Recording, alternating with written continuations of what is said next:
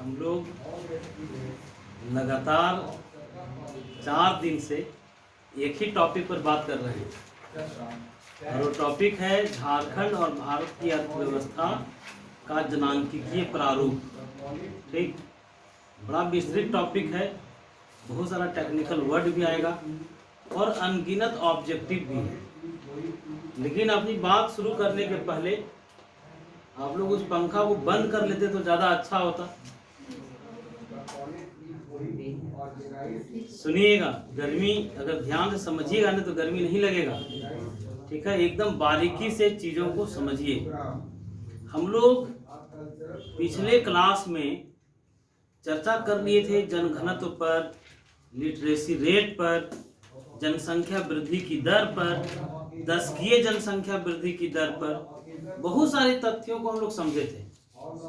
आज जनांकीय प्रारूप को समझने के पूर्व एक बड़ा महत्वपूर्ण शब्द है कंट्रासेप्टिव प्रिवलेंस रेट। ठीक है, ये कंट्रासेप्टिव प्रिवलेंस रेट क्या है? जब भी आप जनांकीय पढ़ेंगे तो इस शब्द का सामना करना पड़ेगा। ठीक है, क्या है शब्द? Contraceptive prevalence rate. कोई जानते हैं तो बताइए, है जानकारी? तो देखिए, बड़ा इजी चीज है। कंट्रासेप्टिव प्रिवलेंस रेट का मतलब यह है कि 15 साल से लेकर 49 साल, 15 साल से 49 साल के बीच महिलाओं का परसेंटेज, कंट्रासेप्टिव प्रिवलेंस रेट क्या है? तो 15 साल से लेकर 49 साल के बीच की महिलाओं का परसेंटेज जो या तो शादीशुदा है या शादीशुदा अगर नहीं है तो लिव इन रिलेशनशिप में रह रही हैं। ठीक है, हम बताएंगे लिव इन रिलेशनशिप क्या है। तो उसमें एक बार फिर से सुनिएगा, हम लोग देखें। कंट्रासेप्टिव प्रिवलेंस रेट का मतलब है कि 15 साल से 49 साल के बीच वैसी महिलाएं जो शादीशुदा हैं या लिव इन रिलेशनशिप में रह रही हैं और जो स्वयं प्रजनन निरोधी उपायों का प्रयोग करती है या उनका पार्टनर प्रजनन निरोधी उपायों का प्रयोग करता है, उस रेट को हम लोग क्या कहते हैं? Contraceptive prevalence rate. इसमें किस एज की बात किया गया? हम लोग महिलाओं की बात किए जो या तो शादीशुदा है या लिव इन रिलेशनशिप में है। तो लिव इन रिलेशनशिप क्या है जितेंद्र? बताओ। देखो, जानता है। लिव इन रिलेशनशिप का मतलब है बिन फेरे हम तेरे। ठीक है, उसका यही कॉन्सेप्ट है। और लिव इन रिलेशनशिप जो है ये इंडियन कल्चर से मेल खाता हुआ चीज नहीं है। ये कहीं ना कहीं विदेशी कल्चर से हम लोगों के बीच में आया है। अभी बहुत सारे लड़के लड़कियां बिना शादी किए भी लंबे समय से पति पत्नी के जैसा साथ में रह रहे हैं। इस रिलेशन को हम लोग लिव इन रिलेशनशिप कहते हैं। तो हम लोग देखें कि 15 से 49 साल के बीच की वैसी महिलाएं जो शादीशुदा हैं या लिव इन रिलेशनशिप में हैं और गर्भ निरोधक उपायों का प्रयोग करती हैं या उनके पार्टनर गर्भ निरोधक उपायों का प्रयोग करते हैं, उस रेट को क्या कहते हैं? Contraceptive prevalence rate. ठीक, अब देखिए, जब हम लोग गर्भ निरोधकों की बात कर लिए तो कई बार ऑब्जेक्टिव प्रश्न रहे हैं यहाँ से। जैसे एक क्वेश्चन है, महिलाओं के लिए एक गर्भ निरोधक दवाई है नॉर्थिन ड्रॉप। कौन सी दवा है? नॉर्थिन ड्रॉप। इस दवा की खोज करने वाले व्यक्ति का नाम बताना है। दवा था नॉर्थिन ड्रॉप, इसकी खोज किए थे कौन? तो कार्ल जेरासी। कौन खोज किए थे? कार्ल जेरासी नाम के व्यक्ति थे जो इसकी खोज किए थे। और एक बात जान लीजिए कि जो कार्ल जेरासी हैं इनकी मृत्यु हो गई 1 फरवरी 2015। ठीक है, 2015 को ही गुजर गए। अब देखिए, जब हम लोग गर्भ निरोधकों की बात किए तो इसमें एक नाम आता है, बड़ा फेमस नाम, और वो नाम है प्रोफेसर सुजवाई गुहा का। किनका?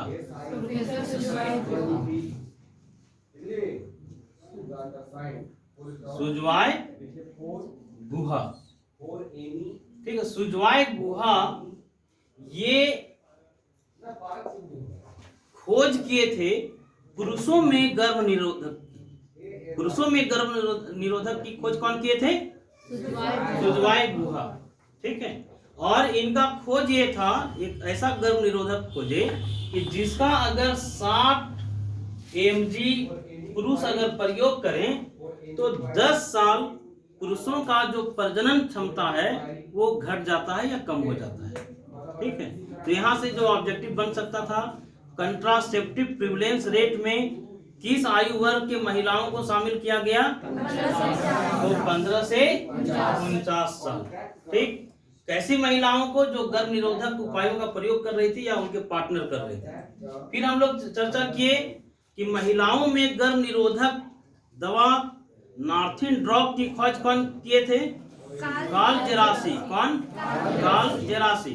फिर हम लोग चर्चा किए कि प्रोफेसर सुजवाय गुहा द्वारा खोज किया गया था पुरुषों के गर्भ निरोधक, ठीक। अब देखिए हम लोग थोड़ा सा जनगणना 2011 के कुछ रोचक तथ्यों के बारे में जानेंगे, ठीक है, जहां से हमेशा ऑब्जेक्टिव बनने का संभावना बना रहता है।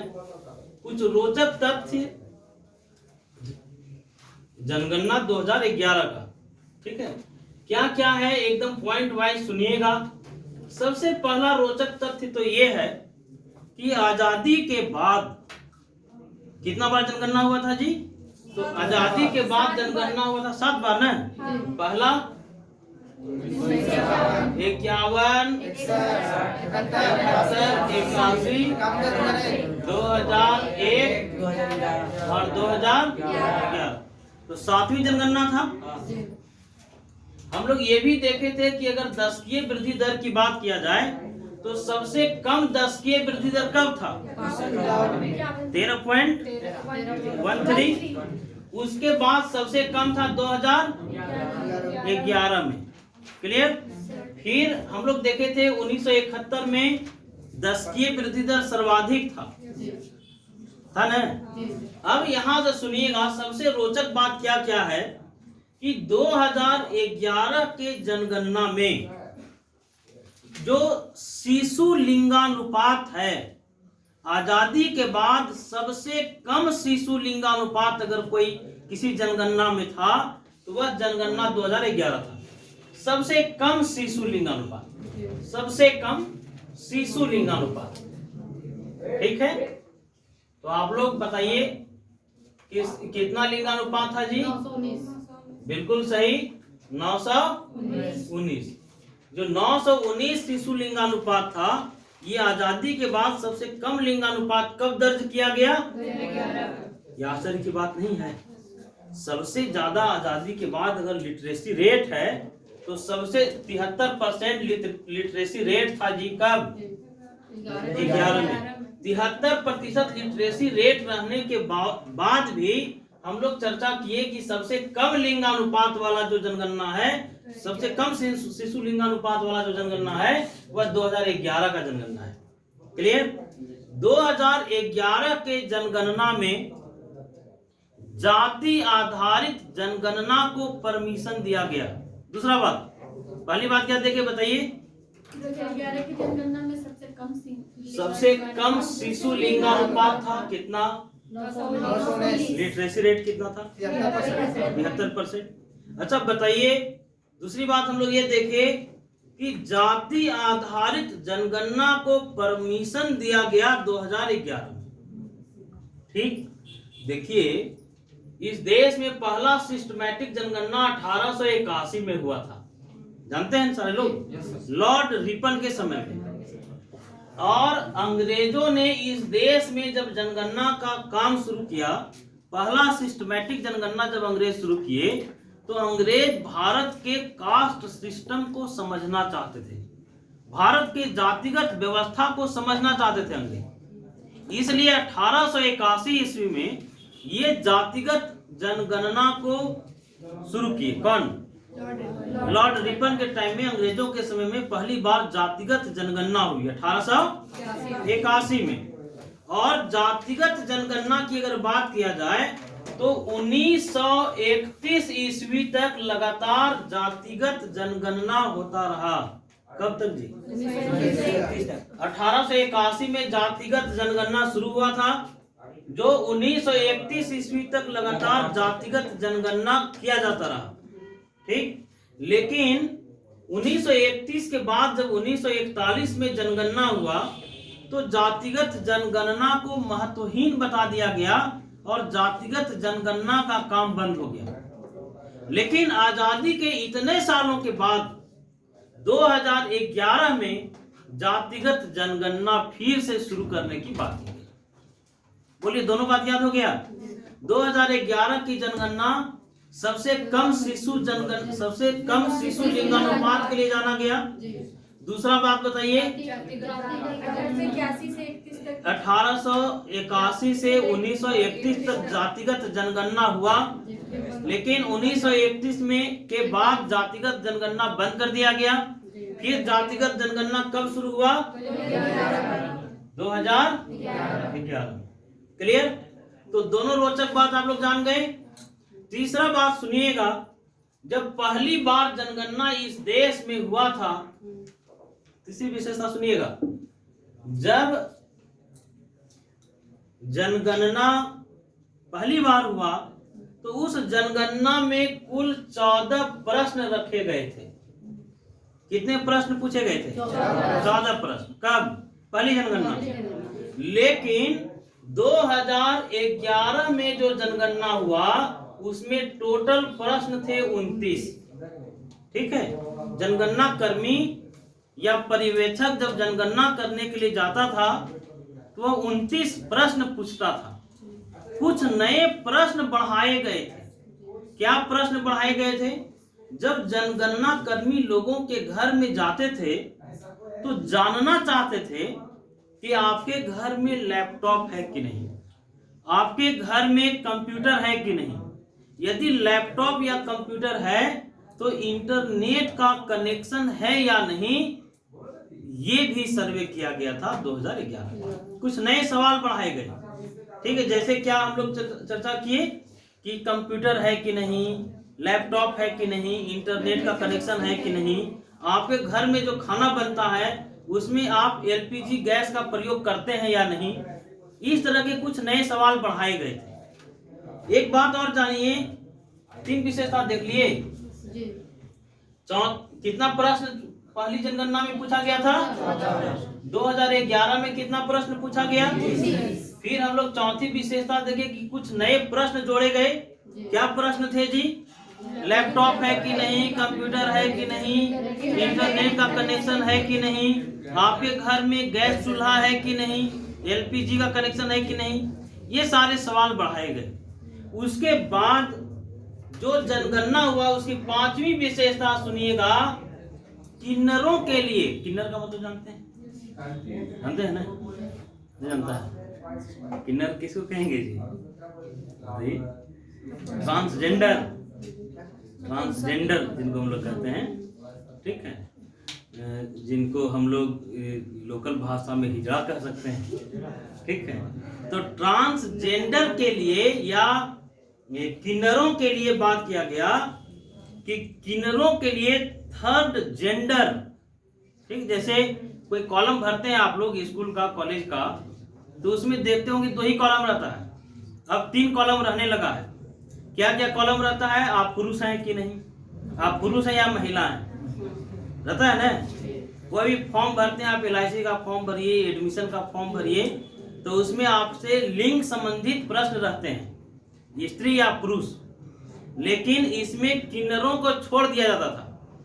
2011 के जनगणना में किन्नरों को तीसरा लिंग के रूप में, थर्ड जेंडर के रूप में पहचान दिया गया। उनके लिए एक अलग कॉलम बनाया गया किस जनगणना में। ठीक है, अब सुनिएगा, एक बड़ा रोचक बात है कि बहुत सारी ऐसी जनजातियां हैं जो समाज से अलग थलग रहते हैं। बहुत सारी ऐसी जनजातियां आज भी हैं जो समाज से अलग थलग रहता है, वो समाज में मिलता जुलता नहीं है। तो उसके लिए जो जनगणना है वो रात में किया जाता है। क्यों? क्योंकि दिन में उनका कोई अस्थायी ठौर ठिकाना नहीं है। अभी भी आप देखिए, जैसे यहाँ बिरहोरों को देखिए कि दिन में कहीं अपना भोजन के तलाश में यहाँ वहाँ रहता है कि नहीं, तो रात में उससे भेंट होगा। ठीक है, तो रात में उनके लिए जनगणना की व्यवस्था की गई। देश में कई जनजातियों के लिए जनगणना रात में करने का प्रावधान किया गया था। एक बात जानिए, अंडमान निकोबार द्वीप समूह में कुछ ऐसी जनजातियां हैं जो एकाकी जीवन जी रहे हैं, अकेला जीवन जी रहे हैं। समाज से ये लोग कटे हुए हैं और ये समाज के बीच में, लोगों के बीच में ये लोग आना भी नहीं चाहते हैं। तो वैसे लोगों का जनगणना करना बड़ा चुनौतीपूर्ण काम है कि नहीं, है ना? चुनौतीपूर्ण। तो वैसे लोगों का जनगणना कैसे किया जाए? तो वैसे लोगों के जनगणना के लिए एक बात किया गया कि अंडमान निकोबार द्वीप समूह में पानी के किनारे किनारे या पानी मार्ग के माध्यम से, या आप उसको कहिए नाव के माध्यम से, कुछ सामग्रियां भेजी जाती है, बांटी जाती है। जैसे अभी हम लोग देखते हैं कि हम लोगों के स्कूल में बच्चे नहीं आने लगते हैं, लेकिन जैसे ही कोई सरकारी सुविधा बच्चों को मिलने लगता है, जो बच्चा कभी स्कूल नहीं आया था वो बच्चा भी स्कूल आ जाता है। अभी हाल फिलहाल में 8वीं तक के बच्चों का एग्जाम लेना था। कोरोना के बाद पहली बार स्कूल खुला तो बड़ा चुनौतीपूर्ण काम था कि सारे बच्चों को बुलाया कैसे जाए। तो टीचर लोगों के दिमाग में योजना आया कि ऐसा क्यों नहीं कहा जाए कि छात्रवृत्ति मिल रहा है, इसका हल्ला एक बार गांव में कर दिया जाए। जो बच्चा कभी नहीं आता था वो बच्चा भी स्कूल पहुंच जाएगा कि नहीं। तो वैसे जनजातियों की गणना करने के लिए क्या किया जाता है कि नारियल का, फूल का या कुछ सामग्रियों का वितरण शुरू हो जाता है और वो सामान लेने के लिए सारे लोग टूट पड़ते हैं और उसको पता नहीं है कि ये सामान क्यों दिया जा रहा है और उसकी गणना कर ली जाती है।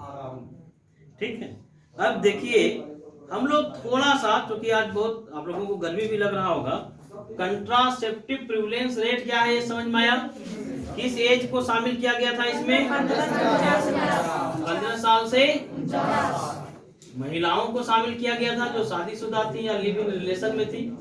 ठीक है, अच्छा बताइए, हम लोग थोड़ा सा धार्मिक जनगणना 2011 को समझेंगे। ठीक है, धार्मिक जनगणना 2011 को हम लोगों को समझना है। 2011 में जो जनगणना हुआ था उसका धार्मिक जनगणना के आंकड़े 2011 में हम लोगों के बीच में नहीं आ पाया था। सुनिएगा, बड़ा मजेदार चीज है। 2011 में जो जनगणना हुआ था उसके धार्मिक आंकड़े हम लोगों को मिल नहीं पाए थे, लेकिन अगस्त 2015 को, कब? अगस्त 2015 को भारत के महापंजीयक और जनगणना आयुक्त ने 2011 के जनगणना के धार्मिक आंकड़े जारी किया। कब जारी किया? तो 2015, अगस्त 2015। अब देखिए इसमें क्या क्या बातें हुई, क्या क्या बात निकल के आया। पहला बात तो ये था कि इस देश में हिंदुओं की आबादी कितनी थी? तो 79.8% हिंदू आबादी। कब? 2011 के जनगणना में। ठीक है, हिंदू आबादी कितना था? और हिंदुओं की जो आबादी थी इसमें गिरावट दर्ज किया गया। हिंदू आबादी घट रहा था, तो कितना घटा? तो 0.7% हिंदू आबादी घट गया। ठीक, अब चलिए, अगर अल्पसंख्यकों में प्रचंड बहुमत में या प्रचंड मात्रा में अगर कोई अल्पसंख्यक है तो मुसलमान है। तो मुसलमानों के संदर्भ में एक आंकड़ा आया कि कुल जनसंख्या का 14.2% आबादी मुसलमानों की थी। ठीक है, मुस्लिम कितने परसेंट थे? 14.2%। और मुसलमानों की जो आबादी है वो बढ़ी, कितना परसेंट? तो मुसलमानों की आबादी 0.8% की वृद्धि दर्ज किया गया। जहां हम लोग हिंदू आबादी में देखे ये कमी हुआ, कितना? वहीं मुस्लिम आबादी में 0.8% की वृद्धि हुई। मुस्लिम कितना परसेंट थे?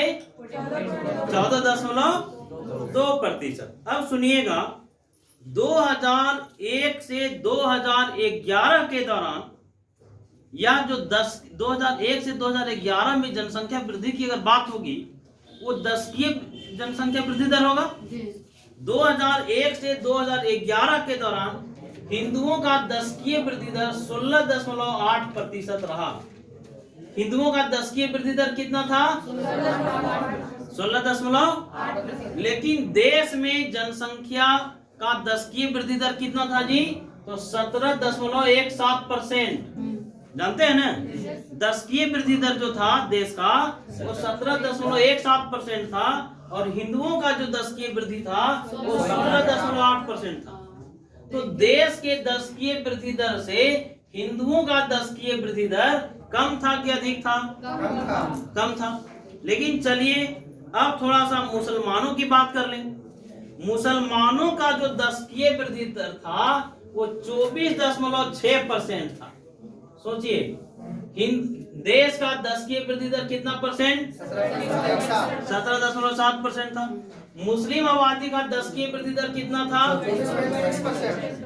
देश के 10वीं वृद्धि दर से मुसलमानों का 10वीं वृद्धि दर कम था कि अधिक था? अधिक था। हिंदुओं की आबादी घटी थी कितना परसेंट?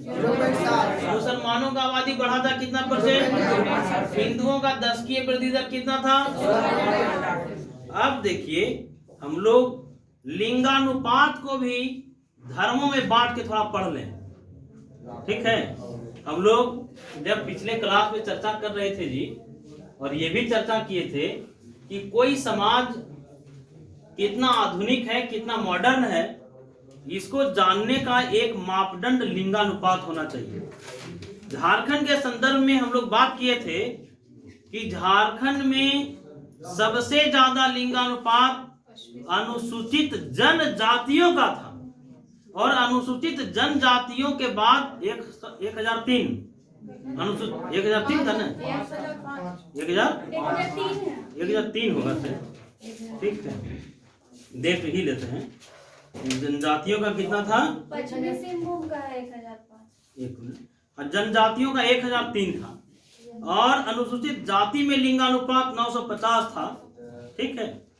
तो हम लोग चर्चा करेंगे थोड़ा सा भी, लिंगानुपात हिंदुओं का कितना परसेंट था? तो हिंदुओं का लिंगानुपात 939 था। हिंदुओं से अच्छी स्थिति मुसलमानों का था। मुसलमानों का लिंगानुपात 951 था, जो राष्ट्रीय औसत से ज्यादा है कि नहीं?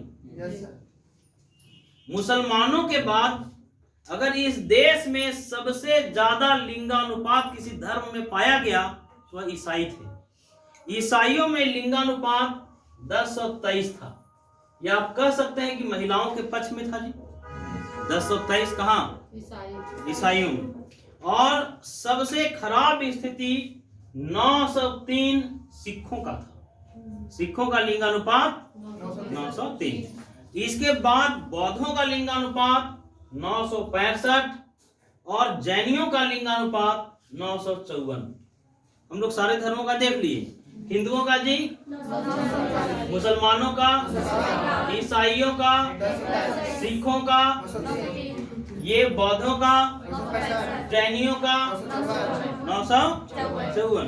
तो हम लोग थोड़ा सा एक धार्मिक जनगणना की हम लोग बात कर लिए हैं। तो ये आप लोग जान लीजिए कि कौन सा राज्य या केंद्र शासित प्रदेश में हिंदू की आबादी बहुत ज्यादा है, बताइए, जानते हैं? सबसे ज्यादा हिंदू आबादी वाला राज्य है जहां 95.2% आबादी हिंदुओं की है, वह हिमाचल प्रदेश। कहाँ? हिमाचल प्रदेश।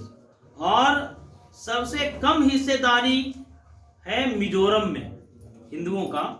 हिंदू वहां मिजोरम में मात्र 2.7% है। कहाँ? मिजोरम में सबसे कम हिंदू। ठीक। अब आप लोगों को जानने का इच्छा कर रहा होगा कि आखिर मुस्लिम आबादी सबसे ज्यादा कहाँ है? तो सबसे ज्यादा मुस्लिम आबादी लक्षद्वीप में है। ठीक है, लक्षद्वीप में।